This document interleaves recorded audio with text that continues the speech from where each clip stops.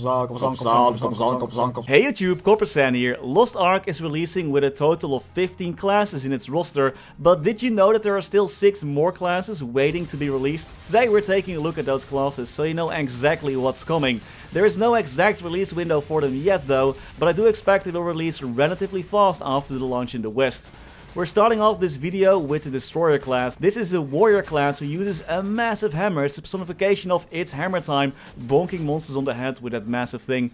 This class is somewhere in between the Berserker and Gunlancer gameplay wise in my opinion. Being tanky with a good amount of shields, big hitboxes and good damage as well, but they can feel kinda slow and kinda clunky. Most attack animations can take quite a while and you'll spend a lot of time charging your skills.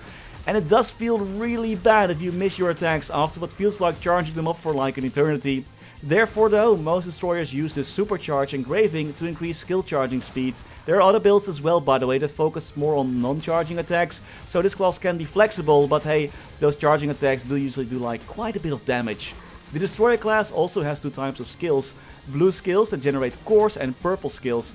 Cores generated can be used for shields or to buff the damage of your purple skills. This class can be pretty tanky because of this mechanic. They also have big AoE attacks and due to their higher damage and tankiness they work pretty well in all raids. They also have high impairment which can whittle down purple bars when fighting boss monsters quickly. Once that bar is depleted the boss monster will be stunned for a while, super useful if you want to bring that to your party. Next up we have one of the newer martial artist classes, the Lance Master. This class also has 2 types of skills. There are 2 different stances or lances this class uses, either a spear or a polearm, at least I think that's what they are. I'm not a weapon expert. Similar to the Gun Lancers, she can swap between them and she has different skills for each of them. From her identity skill, the Lance Master also gets 3 different gauges that fill up when you attack enemies. They fill up passively, but when you start whacking those monsters, you'll fill them up a lot quicker. And every time you swap your weapon, you'll get a buff depending on how much your gauge was filled up. So ideally you want to fill up your gauge completely, all 3 of them, swap weapons, get a buff, fill up the gauge again and swap again for even more gains. She has quite a bit of crowd control and a ton of flexibility because you can switch between her stances. She has both close and long range attack and I think she fares well in PvE and not too bad in PvP either. But she does need to attack constantly though to make sure that she's always fully buffed up by swapping weapons and filling up those gauges. Therefore there is a bit higher skill ceiling to this class. She does have plenty of mobility skills also by the way, so she can just move around quickly to reposition herself and just keep attacking. Actually, you want to know something interesting? The Founder Pack trailer actually already showcased the Lancer class, so could this be the next class coming to the West? And the third class I want to go over in this video is the Reaper class. This is the 3rd female assassin who also uses daggers. And this class has 3 different kinds of skills: Harvest, Shadow and Raid skills. The first 2, Harvest and Shadow, fill up a green stealth gauge and a red chaos gauge. When using the green one, you can create shadow clowns that can be controlled kinda like Shadow Partner. And it provides buffs as well, similar to the red chaos gauge, which provides a crit chance, damage, move and attack speed buff. This gauge has to be maintained though by using your Shadow and Harvest skills, and if you fail to do so, you'll have to refill it, so there's that. I should note this class is actually very squishy and has a pretty high skill ceiling and relies a lot on back attacks. I mean, it's an assassin after all. So understanding boss mechanics is a must when you want to play this class. It can't just face tank everything like the Destroyer or Gun Lancer. Actually, this was also the only class when I was doing my research for this video that I found some very negative articles and comments about. But hey, you know what, screw that and let's play whatever you enjoy. Next up is a class so new, it was only released a month ago in the Korean region, the Artist class. This is another supportive class, which skills that can boost the movement speed of her party members as he can provide shields and buffs as well.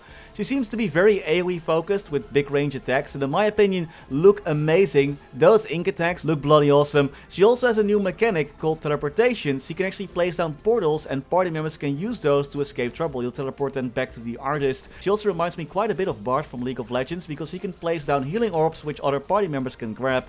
She can also create orbs that generate shields. She's a really nice supportive class in general, offering some unique gameplay. Like both other supports though, she doesn't really excel at dealing damage compared to the non-supportive classes, but she can hold her own while getting to level 50 at least. Next up we have the Scouter class. If you're a fan of Iron Man or like Marvel movies or any other mecha related things, then this is probably the class for you. This futuristic gunner class is a long range DPS class with plenty of skills to get you out of dangerous situations. They have a drone flying around that attacks with you and generally speaking is one of the easier to play classes. And honestly the best part of this class is when they put on their drone as some kind of Iron Man power suit, giving this class new skills, more mobility, shields and even more firepower, and plus lasers, and who doesn't love lasers? This transformation is kinda similar to the Shadow Hunter, I suppose. Honestly though, I think this class looks amazing, and once it's released, I'm definitely gonna go try it out for one of my ults. The amount of destruction and quick spells just seem really fun.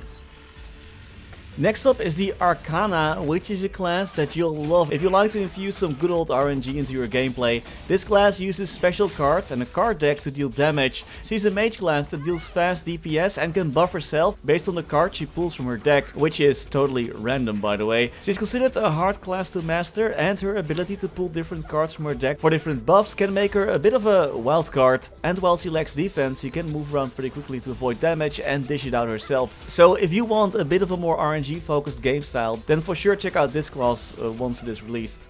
And the final class that is still releasing is one that we already saw in the closed beta, but was replaced with the Sorceress class. The Mage Summoner class is still expected to make its return at one point. The Summoner is an easy to play ranged DPS class that can summon pets and use elemental attacks to deal with her enemies. She has a massive area of effect attacks with big hitboxes, and she can let her pets deal with other players during PvP, but there is some pet micromanagement involved there. But despite that micromanagement, this class is still recommended for new players. You can let your summons like go fight a boss and deal some damage, while you yourself can focus on learning the boss attack patterns or just avoiding attacks. This class does suffer from low mobility like most mages, but does have some self-shielding at least. A pretty easy to get into class and great one to get started out on once she gets released again. What do you think of those classes? Let me know in the comments, and are you going to wait for one of them as a potential main? There is no set timeline yet when those classes are going to be released. Perhaps every few months a new class will be dropped. I don't expect it will take like 2 years to get all the classes into the game. And that was all for today. As always, many thanks to our members for making this video possible. Thanks to Niels de Coninck, Raar maar waar, Sebastian, Hanoy, FLX, Ryalias, Terry Kim, Vareese, Mora, Wiley, Historycanon, BackSpaceOTI, Saffronyx, Lorenzo, BG Extremes, Anwar NHI, Frank Bouquit, Ziggy Deer, Flidiot, Beamer WT, Knifesu, Chen125, Cloudfix, Jesus Rodriguez, Froggy, Glason, Brandon Cam, Vira, Trevor, Michael Machaka, Ratius, Justin Vale, Silvio Nato, Stevie Zhang, Afterlord_MS, Heopan, ceemak, Striker Elk, Martin Panzik, Niu, Tide1 Pan, Victor Sundstrom, Radicals the Alien, Riser RU, Gummy Bullet, Lucky Beats, Lovebird, Rev Soli, Certito655, Mathias Simonsson, Mr. Narc, Galando Belavia, I'm disappointed. My name is Coppersan and I'm super cute XOXO. PC Game Life, Yo Mama, Dante Victory, Stanislav Sumo Vegas, level 241 Paladin Reboot, Caveman, oh yeah, and Crazy Lad Ed. Thank you so much for watching. Stay safe and happy gaming.